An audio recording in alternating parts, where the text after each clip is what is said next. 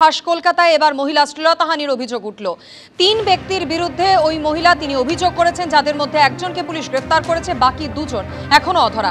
এই ঘটনা সম্পর্কে আরো বিস্তারিত আমাদের জানাবেন প্রতিনিধি পার্থপ্রতিম ঘোষ আমাদের সঙ্গে রয়েছেন। পার্থপ্রতিম, যাকে গ্রেফতার করা হয়েছে তার পরিচয় সম্পর্কে এখনো পর্যন্ত পুলিশ সূত্রে কি খবর? দেখো, পুলিশের তরফ থেকে যে বিষয়টা বলা হচ্ছে, আলতাফ আলাম নামে এক যুবক 24 বছর বয়সী, তাকে কিন্তু গ্রেপ্তার করা হয়েছে গার্ডেন রিচের বাসিন্দা। এবং এই আলতাফ আলামকে পুলিশ আজকে ভোর রাত্রে গ্রেপ্তার করেছে এবং সে হচ্ছে এই তরুণীর পূর্ব পরিচিত, তেমনটাই কিন্তু জানা যাচ্ছে। ঘটনাটি কি ঘটে? ঘটনাটি ঘটে গত পরশু দিনকে ঘটনা। গতকালকে পুলিশের কাছে অভিযোগ দায়ের এবং বর্তমানে তরুণী হাসপাতালে চিকিৎসাধীন রয়েছে। খাস কলকাতার ইস্টার্ন মেট্রোপলিটন বাইপাস, সেখানে বাস ধরার জন্য এক তরুণী বছর 25 তিনি দাঁড়িয়েছিল এবং সেই সময় অভিযোগ একটি 4 হুইলার গাড়ি আসে এবং এসে জোর করে তরুণীকে রাস্তা থেকে টেনে সে গাড়িতে তোলা হয় এবং এরপর গাড়ির মধ্যে 3 জন থাকে। গাড়ির মধ্যেই তরুণীকে মারধর করা হয়, তরুণীকে শ্লীলতাহানি করা হয় এবং তারপর ময়দান এলাকায় তাকে রাস্তার মধ্যে নামিয়ে দেওয়া হয়। রাস্তায় কিন্তু যখন নামানো হয়, তরুণী এটাও অভিযোগ করেছে গাড়ির মধ্যে তাকে ড্রাগ খাওয়ানো হয়েছিল বলে তিনি অভিযোগ করেন। এবং একেবারে পুলিশ রাস্তার মধ্যে থেকে যখন তরুণীকে দেখতে পায়, ময়দান থানার পুলিশ তাকে উদ্ধার করে গোটা ঘটনা জানার পর প্রগতি ময়দান থানার সঙ্গে যোগাযোগ করে এবং তারপর ক্যালকাটা ন্যাশনাল মেডিকেল কলেজ হাসপাতালে নিয়ে যায়। বর্তমানে তরুণী হাসপাতালে চিকিৎসাধীন রয়েছে এবং এই ঘটনার পর তরুণী স্টেটমেন্ট পুলিশ দিতে পারছিল না। কালকে বিকেলবেলা লালবাজার থেকে পুলিশ এবং প্রগতি ময়দান থানা পুলিশ তারা যায় এবং গিয়ে তরুণীর স্টেটমেন্ট রেকর্ড করে এবং সেই স্টেটমেন্টের উপর ভিত্তি করে রাস্তা থেকে একবারে অপহরণ করে শ্লীলতাহানির যে অভিযোগ সামনে এসেছে, সেই পরিপ্রেক্ষিতে পুলিশ তদন্তে নামে এবং সেই তদন্তে নেবে এই আলতাফ আলাম 24 বছর বয়সী, তাকে গ্রেপ্তার করেছে। বাকি 2 অভিযুক্ত, তাদের এখনো পর্যন্ত খোঁজ পাওয়া যায়নি। পুলিশ জানাচ্ছে তাদের খোঁজ চালানো হচ্ছে। অন্যদিকে যে গাড়িটিতে এই ক্রাইমটা হয়েছিল, সেই গাড়িটিকে এখনো পায়নি তদন্তকারীরা। পুলিশ জানাচ্ছে গোটা কোনো তদন্ত হচ্ছে। কিন্তু সব থেকে বড় বিষয় সেটা হচ্ছে একেবারে খাস কলকাতা রাস্তার ওপর থেকে যেরকম ভাবে তরুণীর যে অভিযোগ, যে জোর করে গাড়িতে তোলা হলো, মাদক খাওয়ানো হলো, শ্লীলতাহানি করা হলো, নিরাপত্তা নিয়ে কিন্তু আবার একটা প্রশ্ন উঠল। পার্থপ্রতিম, সঙ্গে থাকো। নিরাপত্তা নিয়ে কিন্তু অবশ্যই প্রশ্ন উঠবে, কারণ খাস কলকাতায় যেভাবে এম বাইপাস থেকে এক মহিলাকে জোর করে গাড়িতে তোলা হলো বলে অভিযোগ, গাড়িতে তুলে তাকে মাদক খাইয়ে শ্লীলতাহানির অভিযোগ পর্যন্ত হয়েছিল। ওই মহিলা 3 জন যুবকের বিরুদ্ধে অভিযোগ দায়ের করেছিলেন। সেই অভিযোগের ভিত্তিতে একজনকে গ্রেফতার করা হয়েছে, আলতাফ আলাম। তার যদিও অধরা এখনো 2 জন। অভিযুক্তকে গ্রেফতার করেছে বউবাজার থানার পুলিশ। সেই অভিযুক্তের সঙ্গে ইতিমধ্যেই কথা বলা হচ্ছে, জেরা করা হচ্ছে এবং সেই জেরার ভিত্তিতে বাকি 2 জনের খোঁজ চালাচ্ছে পুলিশ। ওটাতে কেস হয়েছে, অ্যারেস্ট হয়েছে। না, ইনভেস্টিগেশন ইনিশিয়াল স্টেজে আছে, আমরা ডিটেলসে বলবো না, কিন্তু অ্যাকিউজড আইডেন্টিফাইড অ্যান্ড অ্যারেস্ট। মা বাংলাদেশে আর প্রতিবেশী মহিলাকে মা বানিয়ে ভোটার তালিকায় নাম তুলেছেন। দেগঙ্গায় এমনই চাঞ্চল্যকর অভিযোগ উঠেছে এক বাংলাদেশি মহিলার বিরুদ্ধে। ঠিক কি অভিযোগ? সমীরণ পাল এই মুহূর্তে টেলিফোনে রয়েছেন। সমীরণ, অমৃতা, যে অভিযোগ উঠেছে, যেটা আমরা দেখেছি যে ভারত বাংলাদেশ সীমান্তবর্তী উত্তর 24 পরগনা জেলায় বারে বারে যে প্রতিবেশীকে বাবা বানিয়ে বা অন্য কোনো এলাকার বাসিন্দা বা শ্বশুরকে বাবা বানিয়ে ভোটার তালিকায় নাম তোলার হিড়িক থেকেছে। কিন্তু এক্ষেত্রে দেখা যাচ্ছে যে প্রতিবেশী মহিলাকে মা দেখিয়ে ভোটার তালিকায় নাম তোলার অভিযোগ। ঘটনা ঘটেছে দেগঙ্গা 1 নম্বর পঞ্চায়েতের 119 নম্বর বুথ, সেটা হচ্ছে বেলিয়াঘাটা খালপাড় এলাকা। সেখানকার বাসিন্দা শেফালি মণ্ডল 26 বছর আগে তিনি বাংলাদেশ থেকে এদেশে আসেন এবং সেই সময় প্রতিবেশী মহিলা উষারানী মণ্ডলকে তার মা হিসেবে পরিচয় দিয়ে তিনি ভোটার তালিকায় নাম তোলেন এবং এসআইআর চালু হয়েছে, এসআইআর এর ফর্মও পূরণ করেছেন সেইভাবে। উষারানী মণ্ডলের মৃত্যু হয়েছে, কিন্তু উষারানী মণ্ডলকেই তার মা হিসাবে তিনি ভোটার তালিকায় পরিচয় রয়েছে এবং এই জিনিস সামনে এসছে। উষারানী মণ্ডলের ছেলে স্পষ্টভাবে জানিয়েছেন যে কোনোভাবেই শেফালি মণ্ডল তাদের আত্মীয় নয় এবং শেফালি মণ্ডলের বক্তব্য হচ্ছে 26 বছর আগে তিনি যখন বাংলাদেশ থেকে এদেশে এসেছিলেন, আদালতে হলফনামার মাধ্যমে যখন ভোটার তালিকায় নাম তোলার কাজ চলছিল, তিনি তখন উষারানী মণ্ডলকে নিজের মা দেখিয়ে নাম তুলিয়েছিলেন। কিন্তু প্রশ্ন হচ্ছে, এভাবে বাংলাদেশি নাগরিকরা এদেশে অনুপ্রবেশ করে বা এদেশের নাগরিকদের সঙ্গে আত্মীয়তার সম্পর্ক দেখিয়ে ভোটার তালিকায় নাম তোলার যে বারবার বিভিন্ন উদাহরণ সামনে আসছে। দেগঙ্গা 1 নম্বর ব্লকে হচ্ছে 1 নম্বর গ্রাম পঞ্চায়েত থেকে একই ঘটনা ঘটেছে এবং তৃণমূলের পক্ষ থেকে বলা যে 26 বছর আগে তারা ক্ষমতায় ছিলেন না, সিপিএম ক্ষমতায় ছিল। জেলা সিপিএম নেতৃত্বের বক্তব্য যে এই যে এসআইআর চলছে এবং যে পোর্টালে নাম তোলা হচ্ছে সেখানে তার পেছনে নির্বাচন কমিশন রয়েছে, তৃণমূল রয়েছে, বিজেপি সমস্ত অভিযোগ অস্বীকার করেছে। অমিত, ধন্যবাদ সমীরণ।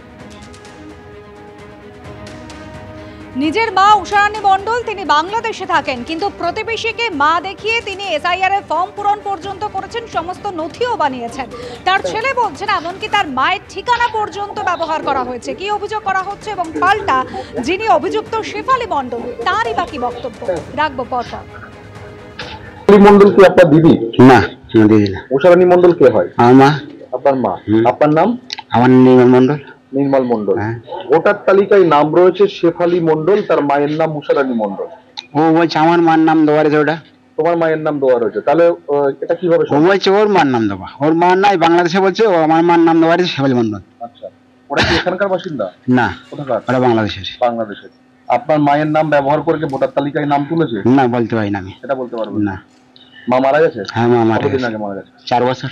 আচ্ছা, আর এই শেফালী মন্ডলের ছেলে উজ্জ্বল? হ্যাঁ। আচ্ছা, অ্যাকচুয়ালি আপনি বলছেন শেফালী মন্ডল বাংলাদেশি। আমার ও আমাকে হয় না বুঝলে, ওরা বাংলাদেশ। ছোটবেলায় উজ্জ্বলে ছোটবেলা 3 বছর বয়সে হল করে নিয়ে এসে মা। আমি কোটার থেকে এভিডেভি করে আইছি, আমি কোন কোন বাটা কাজ করালাম সেই বাটা সই নিয়ে তারপরে কোটাতে এভিডেভি করে আসে, তারপরে আমি ভোটার হয়েছি বাবু। আচ্ছা, আপনি বাংলাদেশকে কবে এসেছেন? বাংলাদেশের থেকে যখন আইছি সেখনো 2.5 বছর 3 বছর হয়নি, হাঁটতে পারতো না সেখনো। তাহলে বোঝেন কখন আইছি। মানে আপনার যে শেফালী মন্ডল আপনার মা, শেফালী মন্ডল তো এখানকার ভোটার না? আমার মা না। না, তাহলে আপনার নামটা ভোটার তালিকায় কি করে ব্যবহার করলেন? আপনি তো বাংলাদেশি। ওরা ভোটার আমারে শিবানের আমলে ওরা বললো যে তুমি যদি ভোটার হতে পারো তাহলে তোমার কোর্টে যেতে হবে, কোর্টে থেকে এভিডেভি করে আসতে হবে।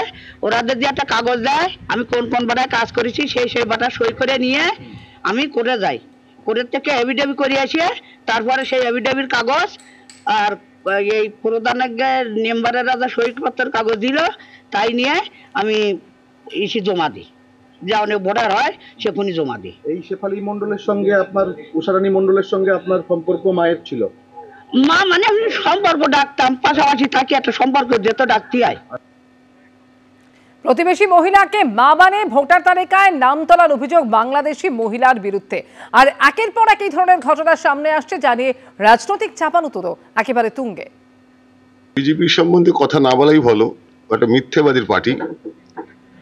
যার কথা বলা হচ্ছে শেফালী মন্ডল, উনি আজ থেকে 25-26 বছর আগে উনি এখানে এসছেন, তখন তৃণমূল ক্ষমতায় ছিল না, তখন বামফ্রন্ট ক্ষমতায় ছিল।